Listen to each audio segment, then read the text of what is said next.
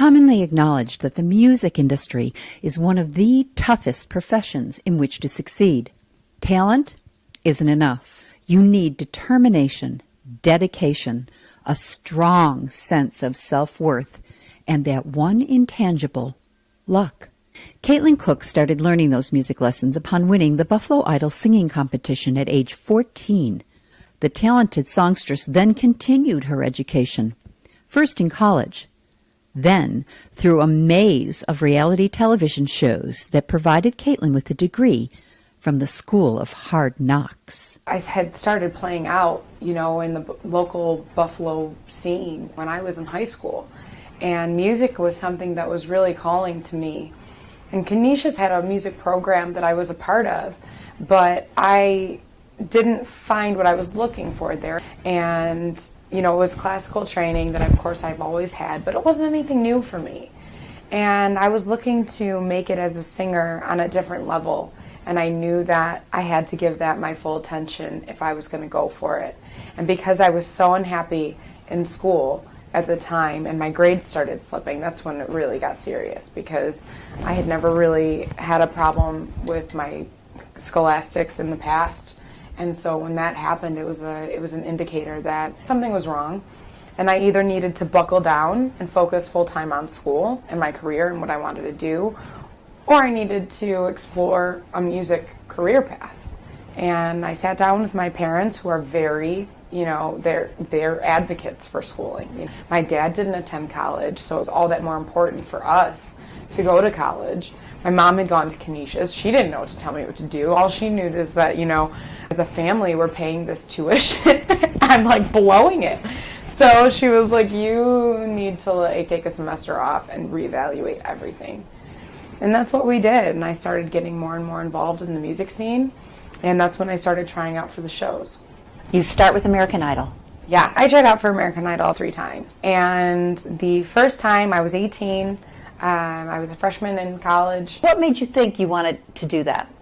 It was an opportunity. Everyone that I know had done it, and I was kind of I felt like the last of the Mohicans. I was the only performer that hadn't done it, and here I had done this, great show here locally, Buffalo Idol, and I had accomplished that, so I thought, that would be the next step. The first time I tried out in New York, the second time was in Boston, and the third time was in New York again, where I made it onto the show.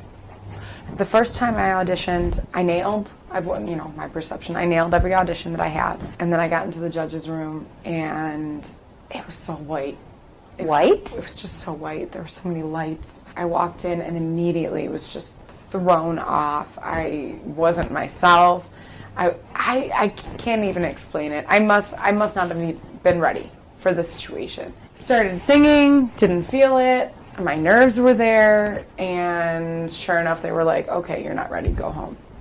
They were like, pretty girl, go home. And I came out. Of course, my parents are devastated, The next time I auditioned was in Boston. I made it to the executive producers round.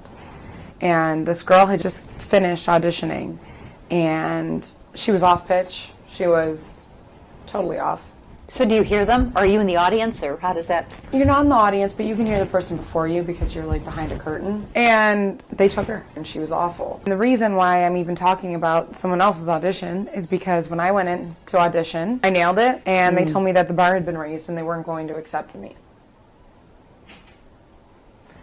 So there I am thinking, okay, I just heard this girl sing. Try to sing. I heard them accept her. And then they're going to tell me that the bar's been raised. I was devastated again. If you're that frustrated with it and you feel like there's something about it that just doesn't make sense, why do you go back again? I went back because my mother told me to go back. Really? That's why I went back. What did she say? Just because you don't make it one time doesn't mean you're not going to make it the next time. You can't live your life, being defeated by failure. You have to go back because you never know what could happen. You don't want to wonder what if. Looking back on it, she was really the only reason I kept going back.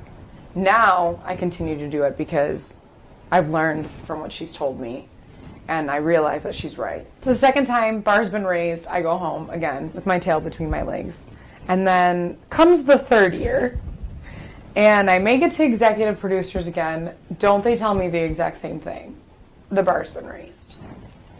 I was pissed. I was pissed. I was like, I'm in there. I nailed it. I was expecting them to be like, oh my God, Caitlin, like, you're incredible. Like, you've improved so much. No, I sound the same. And I looked Nigel in the face because he was in the room. And I'm like, you're out of your mind. This is the third year I've done this show.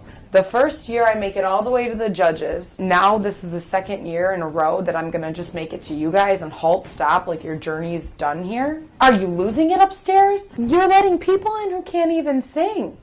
And here I am, and you're going to tell me that the bar's been raised? I said, I'm not leaving this room without a ticket, so you better just give it to me. You did not say that. Totally said it. Where did that girl come from? I think I was growing up. I think that, you know, a lot of people would be like, wow, you know, that's bold or whatever. But you know what? You get to a point in your life where you know you've done everything in your capacity to deliver a solid performance.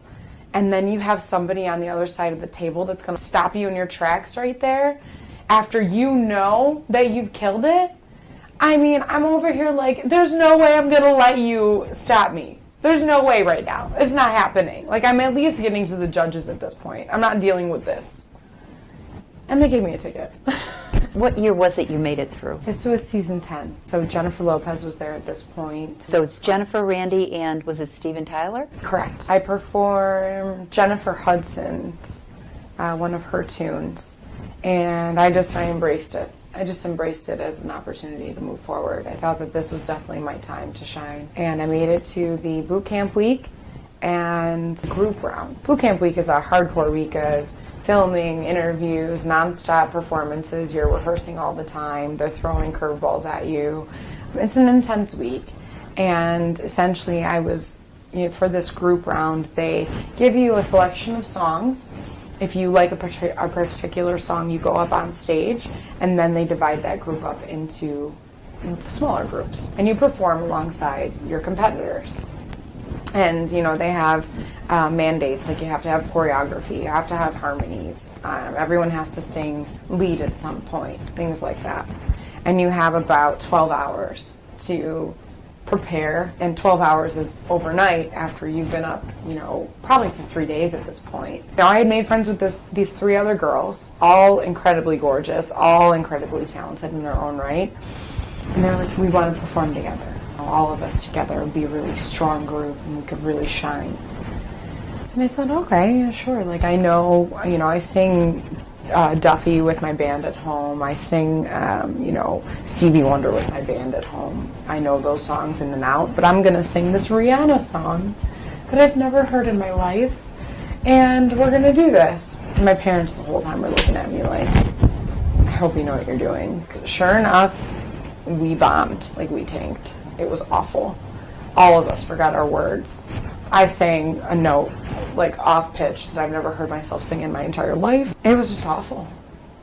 It was just awful. And we all went home. Jennifer said right before we started, she said, wow, like this is going to be good. I could hear it through her mic, and we all just looked at each other. And I'm over here like, oh my God, what's the first line? What's the first line?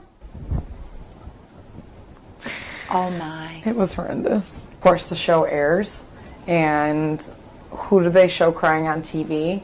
Not girl 1, 2, or 3, but girl 4, Caitlin Koch, on stage, singing off pitch and bawling her eyes out, asking, like, please just let us stay. Did you? I did. They were just like, okay, just leave. Like, just leave. But you move past it. How long did it take, really? Or is it still hard? Not very long, because X Factor came around.